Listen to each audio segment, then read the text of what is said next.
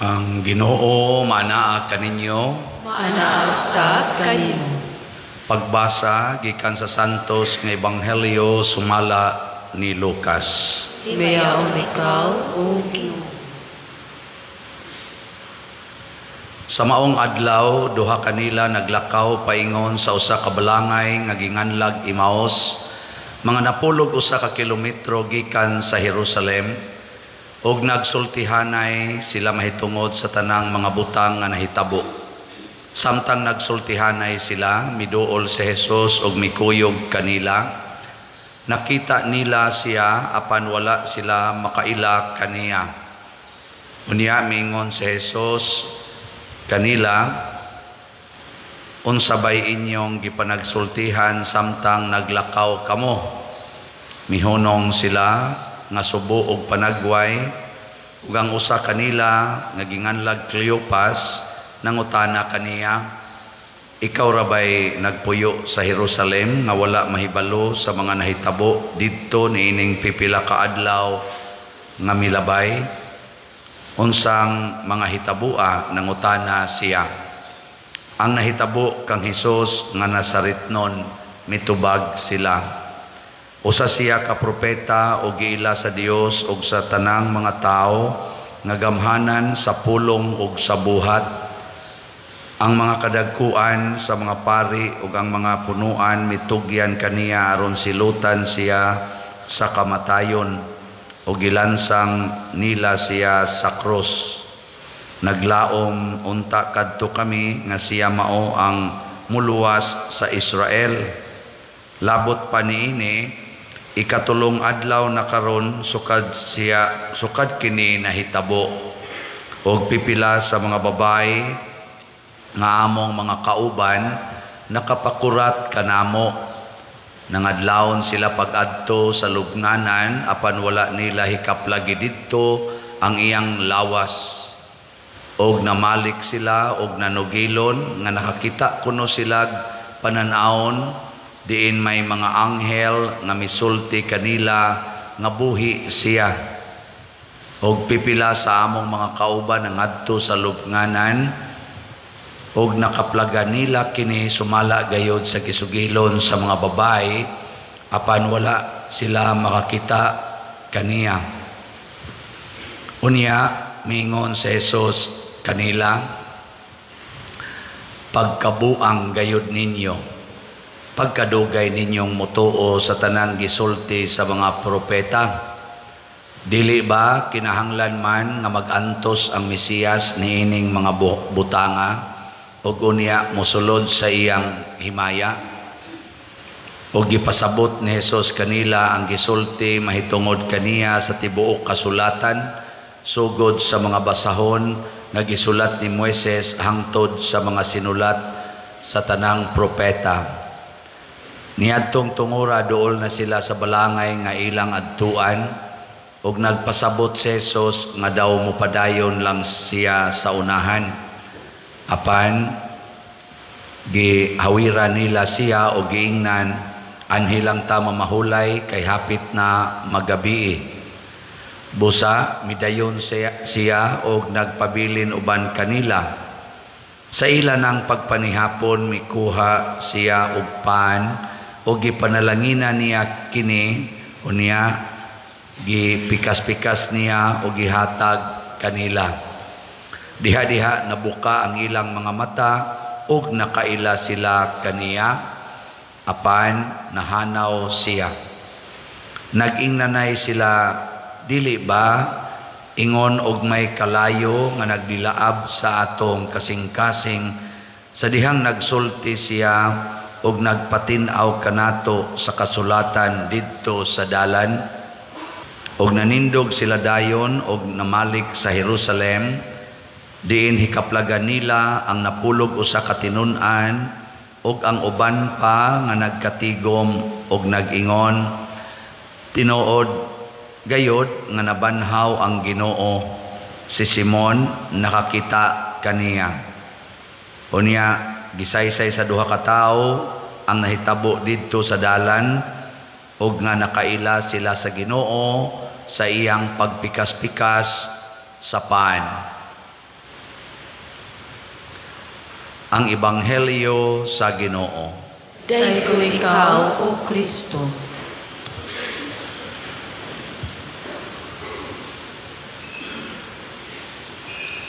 Nag-Christian disco ta gabi nakatambong mo. Naiuban, nakadawat gid in tawag bugas. Porting sa diaa, nganong nag-disco man ta niya, Christian disco pagyod. Tungod kay pista ni San Vicente Ferrer. Dinhi sa atong parokya, ikanapulo na nga tuig nga nagbalik-balik tag pista. Nganong nasanto man si San Vicente Ferrer. Kay mituo siya nga nabanhaw si Kristo. Kamo, nituo ba mo nga nabanhaw si Kristo? Kinsay nituo ta sa kamot? Kanang wa mo pataas, mga sakop nas demonyo. So kamong tanan nga nipataas sa inyong kamot, mga sakop mos Ginoo. Pwede na mo mga matay. Nga naman, kay matod pa sa Ginoo ang nituo kanako og namatay uban kanako mabanhaw sad uban nako. Ang kasubo sa duha ka mga disipulo ni Kristo nga nanguli ngadto ila sa Emmaus tungod kay wa sila motuo nga nabanhaw si Jesus. Sa dihang nagpakita si Jesus nila pinaagi atong pagpika sa pan pagpanihapon nga mao kining atong Eucharistia. Sa dihang nasinati nila si Jesus, nawagtang ang ilang kasubo o kadtong lugar nga ilang gibiyaan tungod kay nasakitan sila ni adtong maong lugar, nagdali sila nga nibalik didto. Kana bitang asawa nga kulatahos bana or pasakitan sa bana tungod kay nangabit ang bana or nagbisyo, unsay buhaton kasagaras mga asawa, mubiya, muuli ngadto ila. No? Mo nay sagad. Kung di man muuli ila, basta mubiya. Nga naman, kay wa siya makasinati sa kalipay nga iyang gipangita. Kinsa ninyo dinhi ang wa gyud makigbuwag sa iyang gipakaslan ta sa kamot. Wa pa makigbuwag ba sa iyang gipakaslan?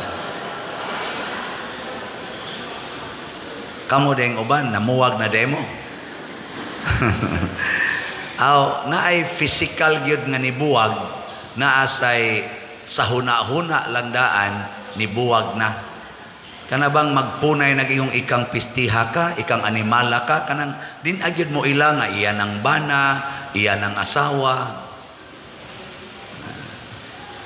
Kinsa ninyo dinhing mga asawa nga musangpit gyud sa ngan sa inyong bana kada adlaw ta sa kamot.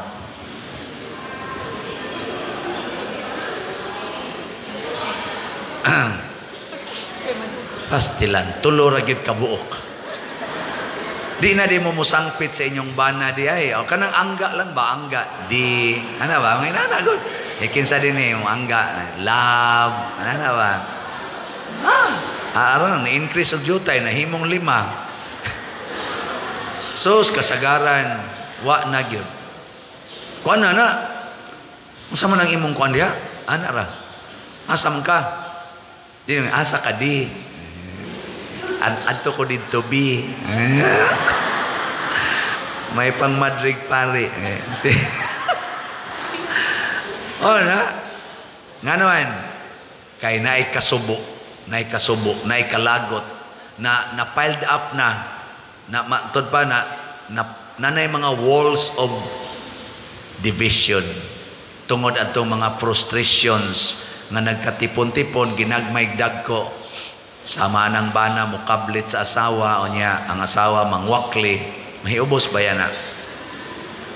Munang di na siya maingon love, di na siya mo ana magsito siya panmuway peace di gyud kasabot mo buang dako da Niya ang asawa sad maligo, magkanta-kanta niyang bana, mag-agi-agi ra niya mulakaw pag yun. Ang asawa mi ko tuad ng animal ay panuway dako. Wa gid kasabot da. Ana man kana ginagmay ra na kayo. Di man kay na dinagko pero kung magkatipon-tipon na mahimo na ng walls of division. Nya unsa na pagbuntog? Balik sa pulong sa Ginoo. Bulahan kamong nagsubo kay lipayon kamo sa Dios. Dili importante nga ikaw mo ilipayon, ang importante ikay mulipay sa imong gihigugma. The greatest love you can offer is to lay down your life for your beloved. Muna, kung iwakli na kasi mong asawa, maingon din ka, liwat na kong Kristo. Ugma, banhaon ko ni. Ikaw ugma, hikap na sa ka. Wakli na sa ka. Sa ikatulong adlaw, mabanhaw na ni. Ikatulong adlaw, hikap na sa ka. Tanawa, dili na na muwakli, muatubang na na nimo. Birahi dayon. Ayaw lang kong kahiubos, God. Buntugan ng mga kahiubos, pinaagi sa pagpaminaw sa pulong sa Ginoo. Sila si San Pedro naghisgot sa pulong sa Ginoo mahitungod ni Kristo, nga bisag patyon siya, isalikway siya, pero dili madugta ang iyang lawas dito sa lubnganan. Si San Pedro sad sa atong ikaduhang pagbasa nagdasig siya nato, nag-ingon siya diri sa ikaduhang pagbasa, kung gitawag ninyo nga amahan ang Dios nga maghukom sa tanang mga tao sa walay pagpinig sumala siyang binuhatan, tahura ninyo siya sa tibuok ninyong kinabuhi. Unsaon man pagtahod nga iyatang atong ilhon nga palit gilukat ta sa Ginoo, dili pinaagig bulawan kung dili pinaagig dugo ni Kristo. Nya kung ikaw gilukat sa dugo sa Ginoo, ayaw kahadlok anang kasakit og mga kamatayon dinhis kalibutan. Ngano man humana ka, gilukat na ka, to na kay langit nga kasudlan. Muna kung ikaw bana, buwagan ka sa imong asawa kay nangabit, ing na kita lang tas langit. No, na sa mga asawa rong nangabit, buwag sa bana. Hinoon, mas daghan gyud ang bana nga nangabit og mibiya sa asawa. Unsa man sa isulti sa asawa, kita tas langit. Nya unsa man aron magkita tas langit, sigihan giti kag higugmang panuwaya ka. Sa kasakit o sa kalipay, sa kahamugaway o sa kapitos, sa sakit o sa maing panglawas, hangtod ang kamatayon, mubulag ka nato. Kana mo'y nindot, awa di ba muluag din na imong gibati, di na jud ka maguol. Nabitang gamay ratag halin sa slat, pras karon gamay. Ambot na unsa sa mong gamay ra man sa dinyong gipalit. Pero ni ubay-ubay na ginon atong halin, pero gamay ra ang increase. So gahapon ang atong SBF dag nahalina na ta og 15,554 slots atong pakpakan. Ang ato sang special slot karon ra baning Sabado kutob o labing dugay Domingo na natayhalin nga 22,843 slots. Pakpak. Naapay 22,157 slots. Napatas tunga-tunga. Mag-uol ba ako gamay? Mingon ko, sus, mahurot ba ka ni nga 5 naman lang kaadlaw o 6 na lang kaadlaw ang kuwang.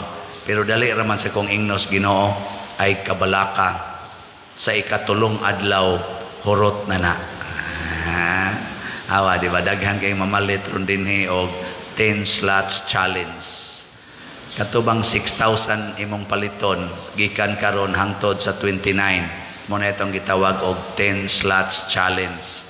kay 10th year anniversary maron ni San Vicente Ferrer. Nya ang inyo sag mopalit mo 10 slots challenge, 5,000 sa SBF DAG, 1,000 sa kaning kuan GPHJ, tagaan sa mo sa Ginoo og 10-year daily abundant graces. Awa di baluya kay mog mga naw. Kagabi sa atong Christian disco natay ipanghatag ng mga bugas para atong may kay musayaw. Naipipilawa mo tuo ingon ko sayaw lagi mo nya nindot mog sayaw nya upat nahawag naman tog tulo cassettes kagabi ang inigsugod og tukar ay gimugundang og sayaw hangtod gyud nga mohonong ang tukar. 50 minutes raman tong tukar hutdon ginani mog sayaw. Naay mga maayong musayaw pero gikapoy nangundang awa kaapil sa bugas. Nya ningon sad ko ay sa mog panguli kay adto ta mag-awarding inig kahuman sa last set mga alas 12 na nanguli manguban kay duka na kuno naningil pa nako karon padir pwede pa to maklaim nako sagot tay maklaim asa man ka makakitag mag-raffles nga inigtawag sa imongan ug wa ka diha na forfeit sige na mo balik-balik tawag gabi wa ka mo ana gihatag na mo slain kana bang di mo sustenir ba dili mo tuo nya na pagiuban sila tuo ka ng bugas mo hatag bugunas father bugas nga naghan kay nagbayron nun perting bugas gabi panghatag gamahay-mahay ang uban tuo gyud tuo ba nya bahala nagmamatay ka diha sayaw gyud kay kanang bugas nga imong madaog more sa nilutuon sa imong haya. Ngano mo di og mga matay ta dinhi sa pagsunod sa pulong sa Ginoo nga siya nabanhaw naman iya sa tang banhawon mo na sa atong tubag sa Salmo nindot kayo Ginoo tudluan mo kami sa dalan sa kinabuhi. Dalan gis kinabuhi dili sa kamatayon. Ang atong mga pilgrims karong misaha nining ikaupat nga adlaw sa atong online pilgrims atong gipahinungdan ang atong mga online parishioners sa mga lugar sa Europa ba daghan sa kaitag mga donors nga gikan aning mga lugar. So kamong mga online parishioners diya sa Europe karong adlaw ika 4th day sa atong nobina kamo maoy among giawhag nga mamalit og slots kay mao na inyong paagi sa pagpilgrimage dinhi. Ang slots lay paria bahala nagdi nagid mo kanhi pero see you in heaven. So mopalit mo og slot kita tas langit pero di mo mopalit og slot duha-duhaan nga maglinantaway lang ta impierno og langit ambot og kinsa sa kay malangit nga tinuod. Pero kining tanan ato ning gibuhat sa pagpakita nga kita mibati na higugma sa usag-usa ngano man kay ang Ginoo gani nga tuwa ra gid sa langit na naog gid siya dire mitipo nato aron tudloan ta og iya sang ablihan pag-usab ang dalan padulong sa langit. Kita pakaha nga nias kalibutan magtinabangay. Pasalamat pud ta nga ni aning mga social media dali na kay ta karong maka-communicate, dali na kay tang makatabang sa to isig ka tawo, dali sa non kayong makapangabit, dali sad ang pagdagmal sa isig ka tawo, dali sad kayo ang bisyo kay sa una og manugal ka moadto pa mangkastarian magpalningi pagkag di ka madakpan karon ana may online sabong. Dali kay mahurot imong kwarta. Naara kasi imong higdaanan pero wa na kay kwarta. Dali sa kayong pagpangabit. Dali kayo. Naara kasi imong kwarto, kinabitay na mo to the max. Ang imo pag yung kabit to as Canada, to as Saudi. Ingon ana sad kabuangon ang kalibutan. Pero gamito nato sama sa mga apostoles gigamit nila ang pagkabanhaw ni Kristo aron tabang sa mga tao nga makakita og kinabuhi dili kamatayon. Kamo sang ni tabang sa tong parokya gikan pas una hangtod karon, dako sa kay mo og grasyang madawat gikan sa Ginoo. Mo na maglipay gid ta ani.